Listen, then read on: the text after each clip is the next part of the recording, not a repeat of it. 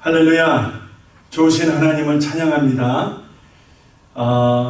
귀한 하나님의 말씀을 같이 공부할 수 있는 것이 큰 은혜라고 믿고 또 하나님의 특별한 사랑하심이라 믿기에 감사드리면서 우리 사랑하는 성도님들 영상으로 참여하지만 여러분 있는 곳을 축복합니다. 또 진심으로 환영합니다. 자, 오늘 2020년 9월 16일 수요일 아침 주제별 성경 공부 이제 같이 기도함으로 시작하도록 하겠습니다. 제가 잠깐 기도합니다. 하나님 고맙습니다. 우리에게 하나님 말씀 배우고 또 마음에 새길 수 있도록 귀한 시간 허락하시는 하나님 고맙습니다. 말씀은 능력이라, 말씀은 하나님의 지혜라.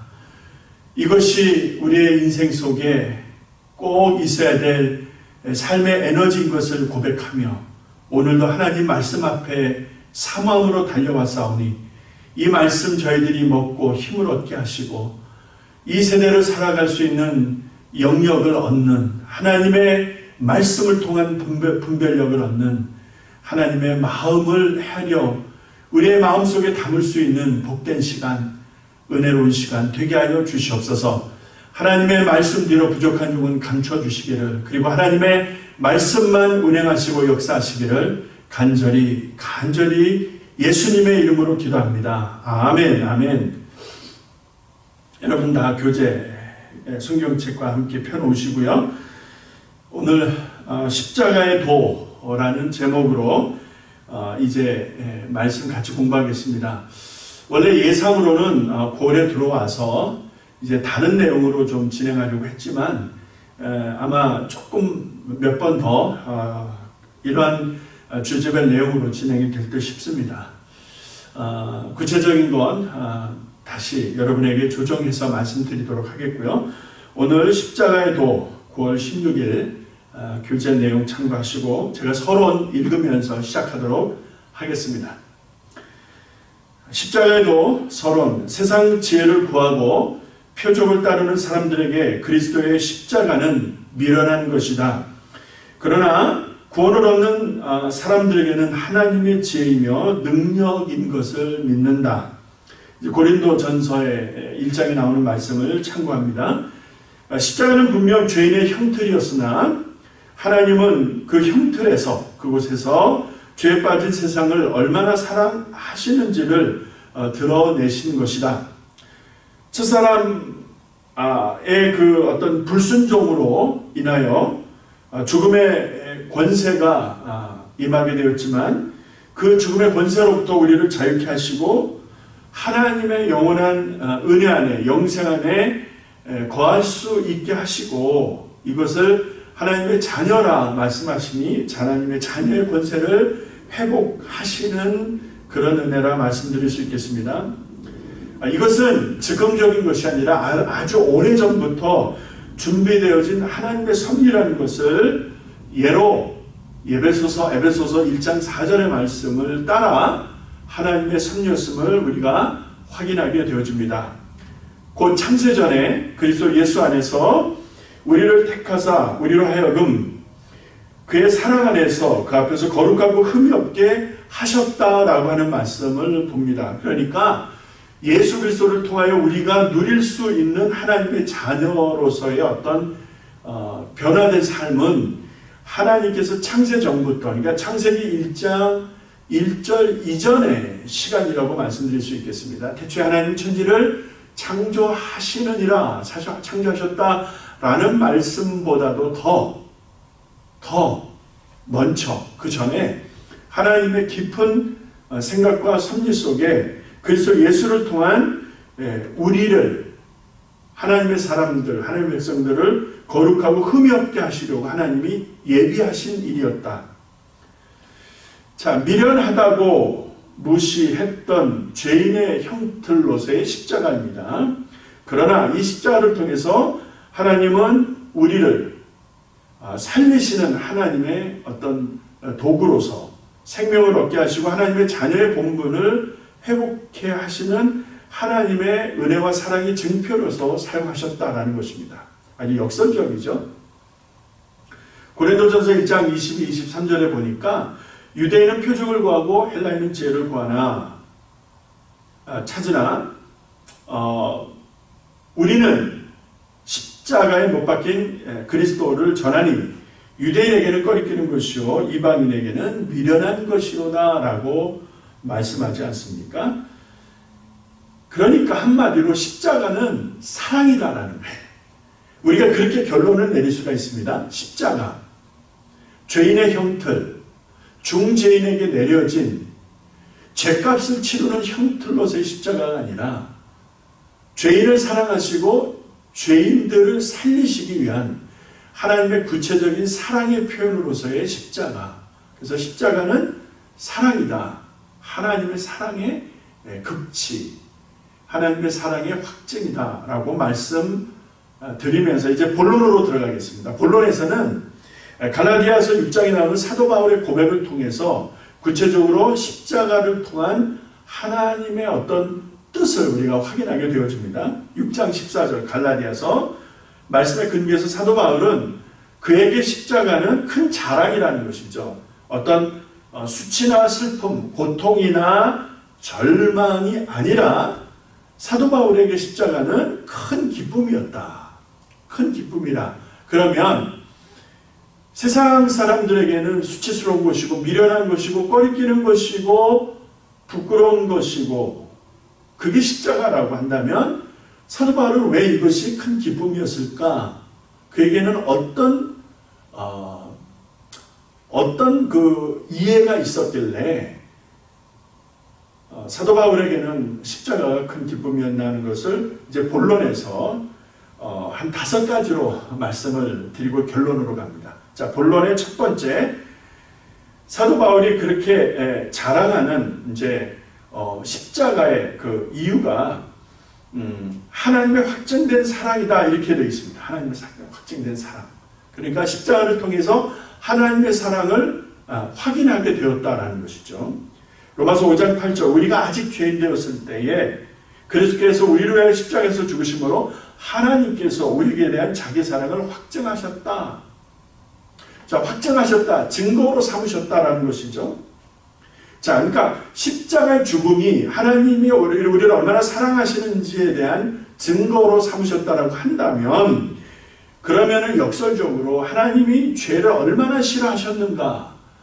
그리스도이신 예수께서 세상 죄를 죽은 하나님의 어린 양이신 예수께서 그 고통을 당하셔야 될 만큼 하나님 입장에서는 죄를 용납할 수가 없는 것이고 죄를 얼마나 경멸하고 싫어하셨는가 하는 것을 우리가 확인할 수가 있죠. 어렵지 않게.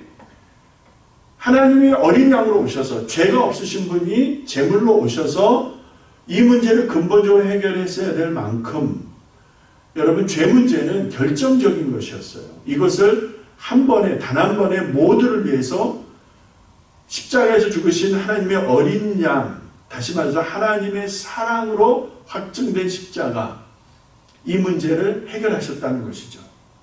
여러분, 그래서 십자가를 통한 하나님의 사랑을 느끼셔야 돼요. 그래서 십자가를 바라볼 때마다 십자가에 달리신 예수 그리스도를 내가 묵상하고 그분을 대할 때마다 하나님의 사랑이 전율이 돼야 되죠. 하나님의 사랑에 내가 젖어 들어가야 되겠죠.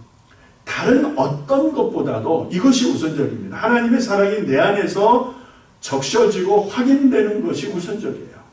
이거보다 더 강한 것이 있을 수 없어요. 이거보다 더 우선적인 것이 있을 수가 없다는 것이죠. 그래서 십자가는 저주의 형들이 아니라 하나님의 사랑의 demonstration, 하나님의 어떤 사랑의 증거다, 표징이다, 확증이다 말씀드립니다. 두 번째, 사도 바울이 십자가를 큰 자랑으로 여겼던 두 번째 이유, 십자가는 구원에 이르는 유일한 길이기 때문에 the way, 그 길이다. 성경 말씀 사도행전 4장 12절에 보니까 다른 이로서는 구원을 얻을 수 없나니 천하 인간의 구원을 얻을 만한 다른 이름을 우리에게 주신 일이 없다라고 말씀하지 않습니까? 그러니까 천하 어디에도 어떤 것에도 어떤 이름에도 인간 구원을 이룰 수 있는 것은 없었다, 없다, 없을 것이다. 앞으로도 없다는 거예요. 이게 중요합니다. 근데 사람들은 선하게 살면 좋은 데 간다라고 생각합니다. 많이 구제하고 많이 베풀면 그러면 좋은 데 간다고 믿어요.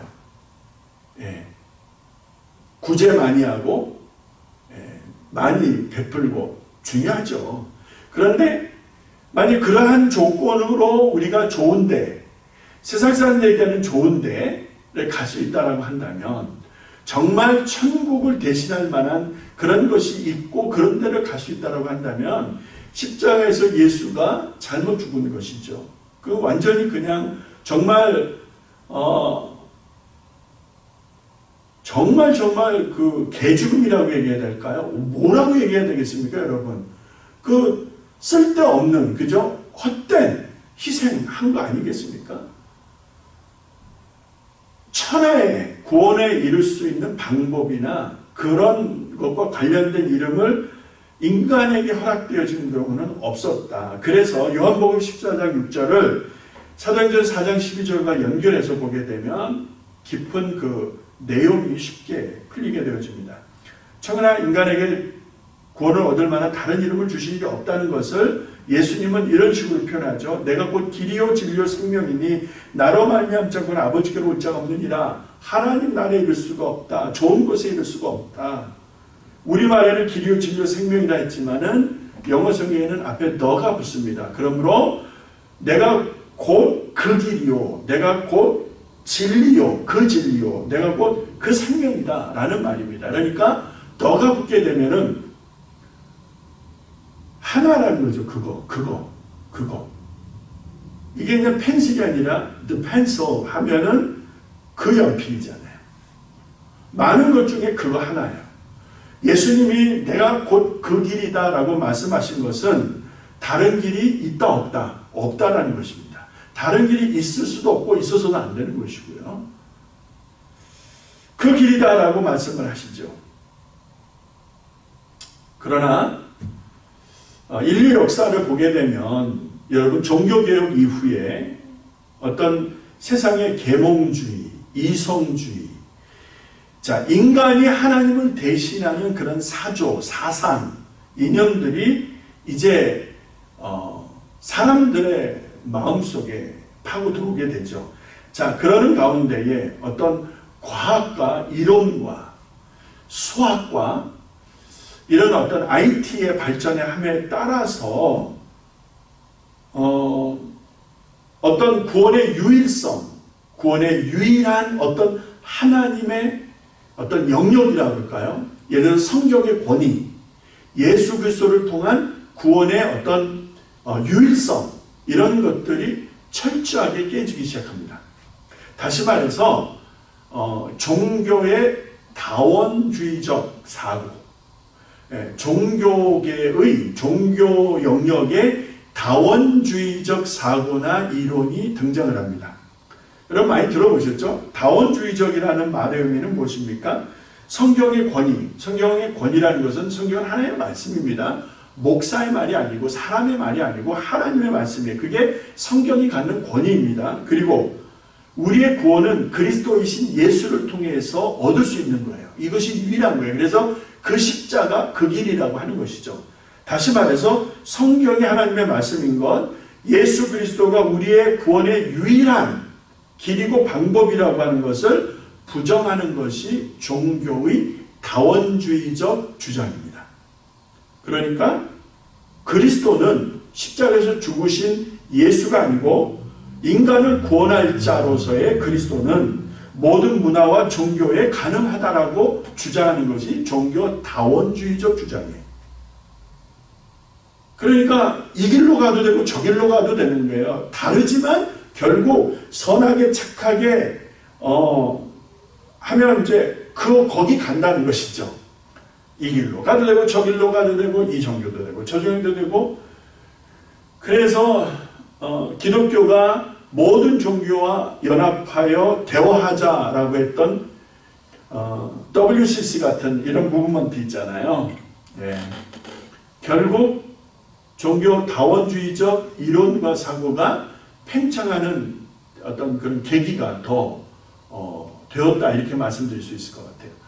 다시 말해서 성경의 권위나 그리스도 예수의 어떤 구원의 그 유일성을 부인하고 이것도 되고 저것도 되고 이 길도 저 길도 다 될 수 있다라고 하는 그런 다원주의적인 사고가 그 종교계의 모임 속에서 종교가 서로 다 통하고 대화하자라고 하는 이런 무브먼트 WCC, 그죠? World Church of Council, Council of Church 뭐 이렇게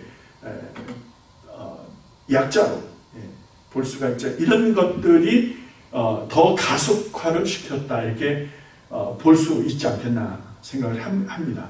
그러니까 예수 그리스도의 구원의 유일성이 이렇게 배제되고 퇴색되어지고 그리고 무시당하는 그런 세대를 살아가고 있다. 그러나 성경은 변함없이 예수께서 구원의 길이다, 그 길이다 라고 하는 사실을 말씀하고 있습니다. 사도 바울이 그래서 십자가를 자랑한다는 것이죠. 세 번째, 용서의 은혜 혹은 사죄의 은혜를 확인하는 그런 기회가 되기 때문에 세 번째, 갈라디아서 3장 13절에 보니까 그리스도께서 우리를 위하여 저주받은 바 되사 율법의 저주에서 우리를 속량하셨다라고 되어 있습니다. 그러니까 우리가 첫사람 아담의 범죄 이후로부터 원든 원치 않든 계속 유전되어져 내려온 그 원죄의 바이러스 있잖아요. 자, 그래서 인류가 죄인이고 의인은 없나니 하나도 없다라고 하는 탄식 속에서 하나님 앞에서 인생들은 죄인이에요. 그 죄의 사수를 나무에 달린 자마다 저주 안에 있는 자라 말씀하시면서 우리 그리스도이신 예수께서 저주받은 죄인의 형틀, 십자가, 그 저주를 한 몸에 다 받으신 거예요. 그리고 그 저주를 한 몸에 다 받으셔서 우리가 감당해야 될 죄값, 유전되어진 죄의 결과 이런 것들로부터 자유할 수 있게 된 것은 예수로 말미암아 완불이 되었기 때문에 다 한 번에 다 그 값이 지불이 되었기 때문에 그래서 십자가는 은혜의 용서의 어떤 확증, 증거, 앞서 말씀드린 대로 그런 물증, 증거로 이해하는 것이 사도 바울이었고 그래서 큰 감사와 기쁨과 자랑이 될 수 있었다라고 하는 것이죠.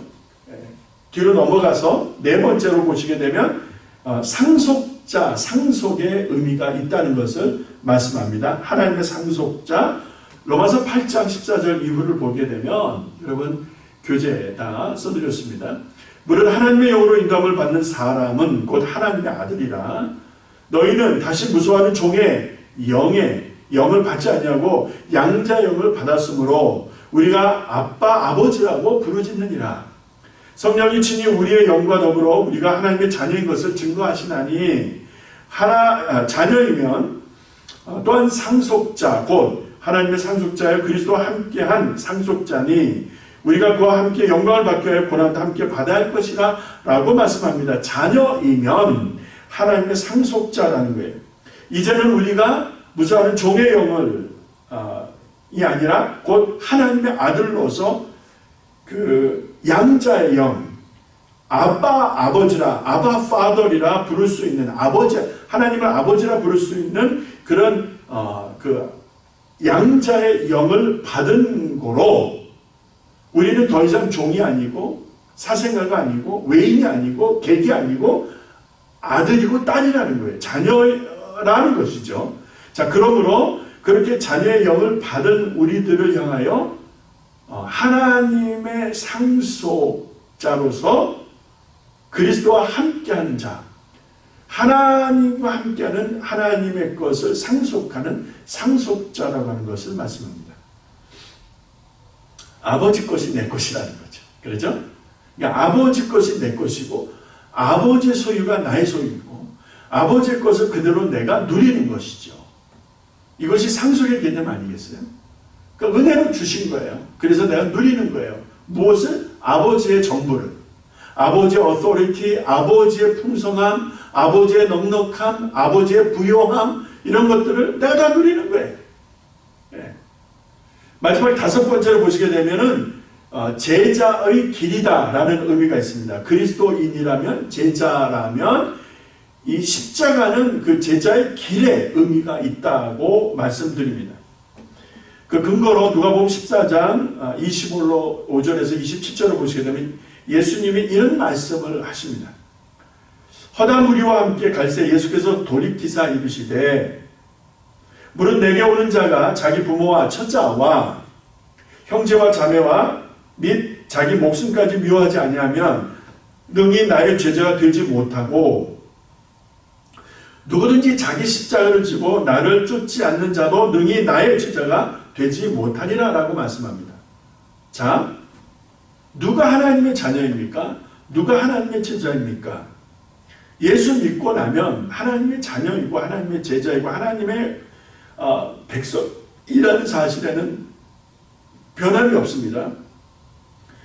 누가복음 14장의 경우에서는 예수께서 그럼에도 불구하고 나의 제자, 나의 백성, 나의 자녀는 그 한 사람 한 사람에게 주어진 십자가가 있는데 그 십자가를 지고 나를 쫓을 때 나의 제자이고 나의 사람이다라고 하는 사실을 예수께서 직접 말씀해 주십니다. 십자가를 지지 않고 쫓지 않으면, 십자가를 졌지만 불평하고 원망하면서 제대로 그 십자가에 주어진 사명을 감당하지 않는다면 결국 쫓지 않는 것이죠. 쫓지 않는데 제자라 말할 수 없는 것이죠. 제자는 스승의 길을 따르는 자가 제자입니다. 십자가를 지신 예수를 닮아서 그 십자가의 길을 걸어가는 것이 예수님의 제자이고 그리스도인이죠. 그렇다면 여러분 각자에게 주어진 십자가가 있잖아요. 여러분에게 속을 썩이고 힘들게 하는 그 왼수가 십자가라 이렇게 이해하시는 분들이 있을 수 있는데 그런 의미에서 십자가라기보다는요.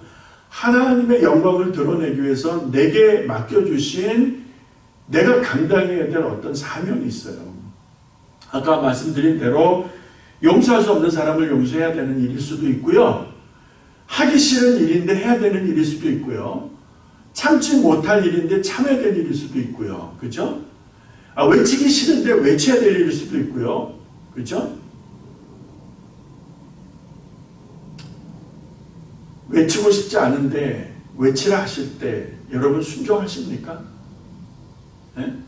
근데 잠잠하라 또 말씀을 하시고 침묵하며 인내해야 되는데 또 입을 연다면, 그죠? 쓸데없이 입을 열어서 말을 만든다고 한다면 그것이 옳은 일이겠는가 하는 생각을 해보는 것입니다. 자, 그리스도인으로서 제자로서 십자가를 걷는다는 것이 어떤 의미가 있을까? 여러분 잘 살펴보시기 바랍니다. 네. 정말 내게 주신 십자가 무겁다고 험하다고 불평하지 않고 주신 십자가 감내하며 그 길을 걷고 있는가? 우리는 우리 각자의 모습에서 여러분 정말 정직하게 확인해 보아야 할 것입니다. 십자가는 목에 거는 것이 십자가가 아닙니다. 십자가는 삶입니다. 십자가는 헌신입니다.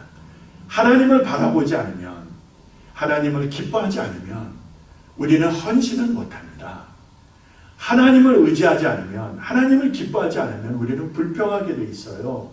하나님을 신뢰하지 않으면 우리는 조바심에 여러분 넘어지고 말 것입니다. 그러나 하나님을 기뻐하면 하나님이 우리가 하나님 영광을 위해서 살아갈 수 있도록 힘을 주십니다. 헌신할 수 있도록, 증거할 수 있도록, 하나님 영광을 위해서 살아갈 수 있도록 하나님의 은혜로 우리를 인도하실 줄로 믿습니다. 여러분 그 사실 믿으셔야 돼요. 이제 결론으로 들어갑니다. 제가 결론 이제 그람을 쭉 읽어보겠습니다. 그리스도인에게 고난은 자녀로서 혹은 제자로서의 삶 가운데 허락되어진 과정이다. 이게 중요합니다. 허락되어진 것이다. 그러니까 나를 믿고 내게 허락하신 것이다. 무엇을? 고난을, 역경을, 시련을, 어려움을. 그런데 불평하면 되겠어요? 그런데 원망하면 되겠어요? 그런데 게으르면 되겠느냐는 거예요.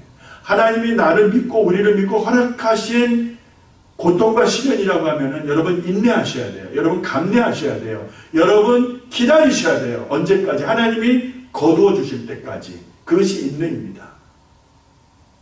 그러나 우리가 잘못해서 우리가 어떤 죄나 어떤 하나님 앞에 그 책망을 받을 어떤 일로 인해서 고난과 시련을 겪게 되어졌다면 그것은 인내할 일이 아니고 그것은 회개할 일이죠. 이것을 잘 분별하지 못하면은 이게 바뀌어버리면 인내해야 되는데 불평하거나, 그렇죠? 이러면 안 되잖아요.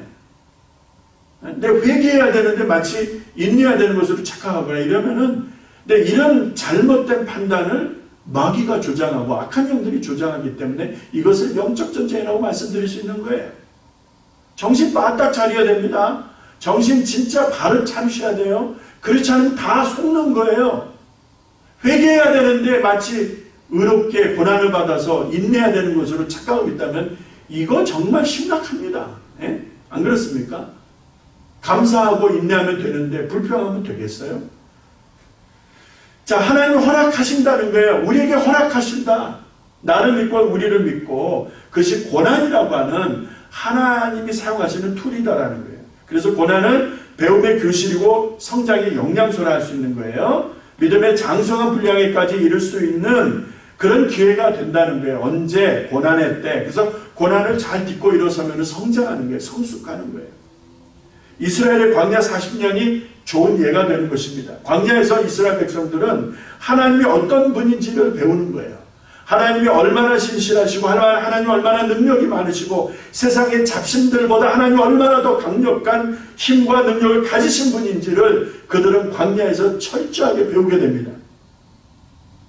애굽의 노예가 아니에요. 이제는 바로의 노예가 아니에요. 하나님의 백성이에요. 하나님의 자녀예요.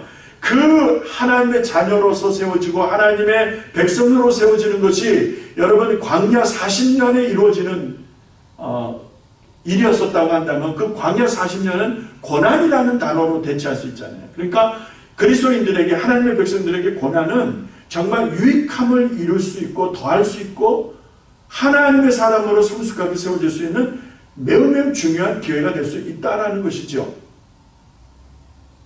하나님의 자녀에게 고난은 이런 의미와 가치가 있는 것입니다. 그러므로 허락된 고난의 시간을 지나고 있다고 한다면 여러분 회피하지도 마시고 도망치지도 마시고 불평 원망하지 마시고 감사하시고 인내하세요. 하나님이 거두실 때까지 하나님이 그 어려움을 그 속상함을 신원해 주실 때까지 기다리세요. 하나님을 기뻐하세요. 하나님을 기뻐하라. 여호와를 기뻐하라. 저가 내 마음의 소원을 이루어 주시리로다. 할렐루야. 찬송가 519장 바뀐 장으로 416장에 보면 십자가를 질 수 있나 찬송가가 나오죠.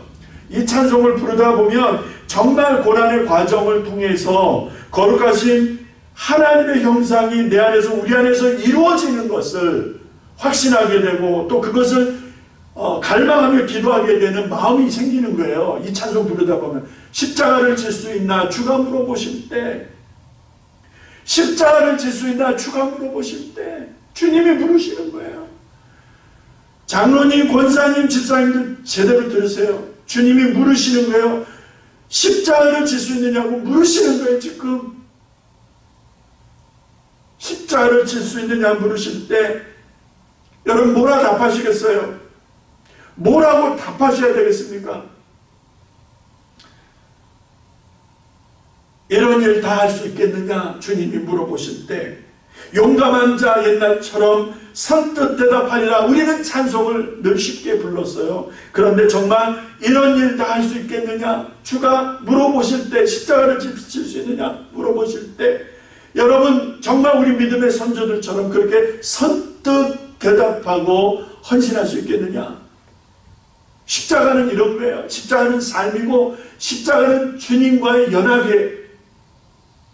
십자가를 통해서 우리는 주님과 내가 연합되어진 것을 느낄 수가 있고 확인할 수가 있어요. 그리고 그것이 꽃을 피듯이 만발할 수 있고 그 영광을 드러내는 것이 부활 아니겠습니까? 우리의 심령 주의 것이니 당신의 형상 만드소서. 주 인도 따라 살아갈 동안 사랑과 충성을 바치오리라. 나의 심령, 우리의 삶이 주님의 것입니다. 아버지의 것이에요. 그래서 세상으로부터 구별하시고 주님 형상 빚어 만드셔서 내가 이제 살아가는 날 동안 하나님 앞에 충성하고 내 삶을 헌신할 수 있도록 도와주시옵소서. 기도하는 마음으로 찬송해야 되지 않겠습니까? 립 서비스가 아니라 십자가는 이런 것이에요. 그래서 세상 사람들에게는 미련한 것이고 꺼리끼는 것이나 그리스도인들 구원받는 자들에게는 하나님의 능력, 할렐루야.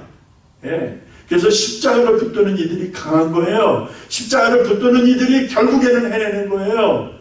자기 힘을 믿다가는 넘어집니다. 이 한 주간도 여러분 힘든 여건 속에서 넉넉히 이기며 달려갈 수 있는 길은요, 다른 것 없어요. 십자가 바라보십시다. 우리 주님 바라보십시다. 그럴 때에 하나님이 공급하시는 힘과 능이 있어요. 그것을 가져야 되는 거예요. 그래야 여러분 십자가의 길을 갈 수 있고 십자가를 통한 내게 주어진, 우리에게 주어진 사명을 감당할 수 있는 것입니다. 이 한 주간 여러분 충성된 종들로서 하나님 앞에 커밋하는, 하나님 앞에 헌신하는 이 한 주간 되시기를, 주님의 십자가를 붙들고 그렇게 살아가신 한 주간이 되시기를 주님의 이름으로 축복합니다. 할렐루야. 예. 여러분 꼭 이 성경 공부 제가 기도하고 마치게 되면은 십자가를 질 수 있나 주가 물어보실 때 이 찬송 기도하는 마음으로 할 수만 있다면 조용히 무릎 꿇으시고요. 셀폰이고 모든 거 다 끊어놓으시고 조용히 혼자 한 공간에서 주님과 독대 한번 해보세요.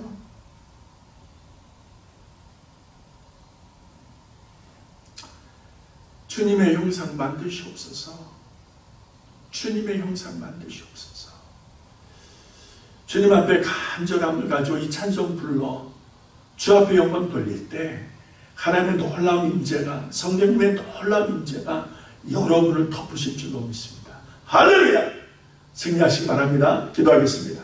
아버지 하나님, 십자가를 붙드는 용사, 십자가로 인하여 승리하는 용사, 십자가로 말미암아 오늘 우리가 감당해야 될 사명, 우리 각자의 처소에서 인내하며 감내해야 될 하나님이 주신 그 직분과 사명, 하나님 끝까지 감당하는 하나님 백성들, 믿음의 사람들 되게 하여 주시옵소서. 이 한 주간도 능력의 십자가 붙들고 승리있게 하시옵소서. 할렐루야.